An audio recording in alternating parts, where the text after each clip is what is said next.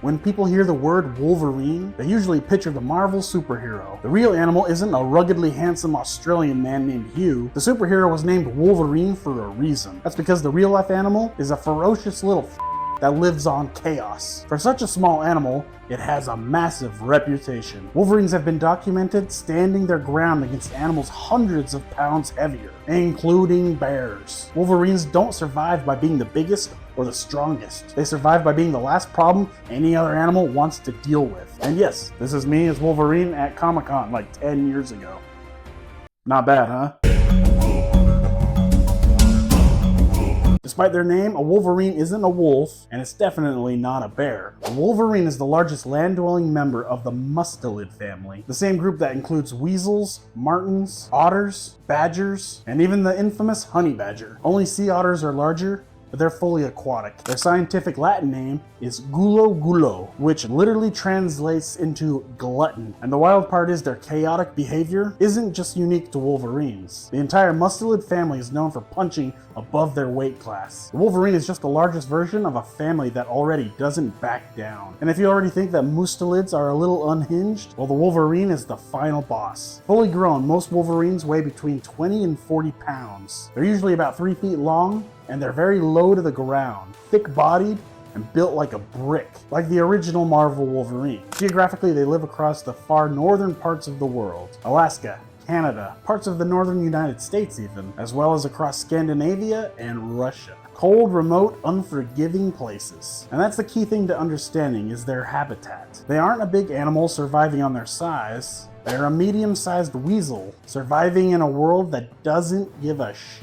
about them. And to survive like that, Wolverines need some truly ridiculous biology. Now here's where Wolverines get genuinely unhinged. They aren't built to chase prey down. They're built to tear things apart. Short legs, thick bones, a low center of gravity. They have unusually large, wide feet that act like natural snowshoes. So while other animals will sink in deep snow, Wolverines will stay on top and keep moving. They're also covered in incredibly dense, oily fur that will repel water and ice. But the real insanity is their teeth. Wolverines have reinforced teeth and molars that are shaped and oriented to work like meat shears. Instead of puncturing flesh, their teeth are built to slice through frozen meat, tendons, and even bone. That dental setup, combined with absurd jaw strength for their size, means a Wolverine can turn a frozen carcass into food. But all their muscle comes at a cost. Wolverines burn calories fast, but when you can eat food that other animals can't, you don't have to play fair. Wolverines don't survive by being great hunters. They survive by being professional thieves. There's a word for this, and it's called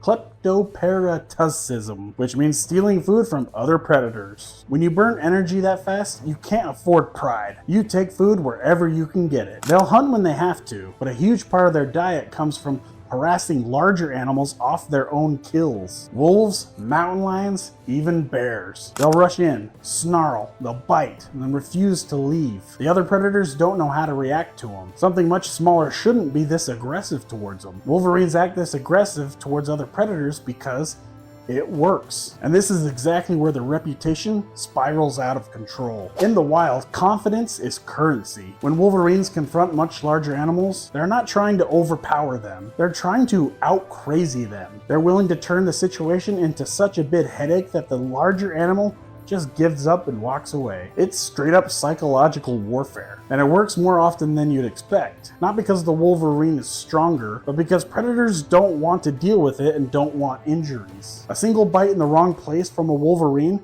might mean death later. So when a small little fluff gremlin charges in like it has nothing to lose, the safest move for the bigger animal is to bail. They don't have to win the fight, they just make the situation so chaotic that it's too risky to be worth it. And their intimidation isn't always physical. Wolverines have a powerful scent gland, and the smell alone can be enough to deter a predator off of a carcass. Mustelids are really stinky. There are rare and heavily debated reports of Wolverines taking out black bears. Whether the stories hold up doesn't really matter, because the pattern is undeniable. Wolverines repeatedly survive confrontations they shouldn't, and that is what people remember. Even in movies like Red Dawn, Wolverines became a shorthand for a smaller force that refuses to surrender against something much larger.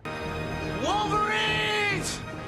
Wolverines! One reason why the Wolverines seem so surreal is because almost nobody ever sees one. They live in extremely low population densities, and a single animal can roam hundreds of square miles without being seen. They prefer remote mountain ranges, forests, and tundra, places that most people don't go. They also reproduce slowly, which means populations stay low and recovery takes time. And then there's M56. In 2009, a male Wolverine, known as M56, walked nearly 500 miles from Wyoming to Colorado. He crossed highways, mountain ranges, and human territory, and he was barely seen the entire time. The journey proves something important. Wolverines aren't just tough, they are ghosts. And when you understand how close these animals live to the edge, their chaos makes a lot more sense. Globally, Wolverines aren't endangered, but regionally it's a very different story. In the lower 48 states and parts of Europe, small isolated populations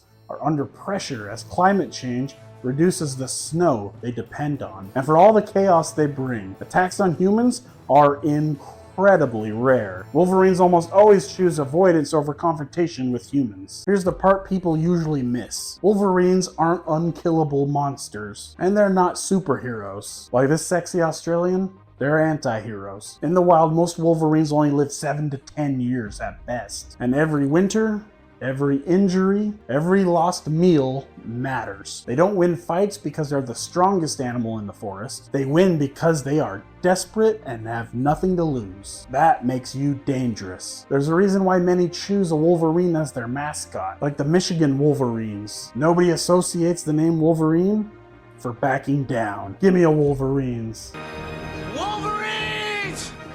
Did you learn something new? Let me know what it is in the comments. Make sure to like and subscribe. And remember, nature is random and chaotic. I will see you next time.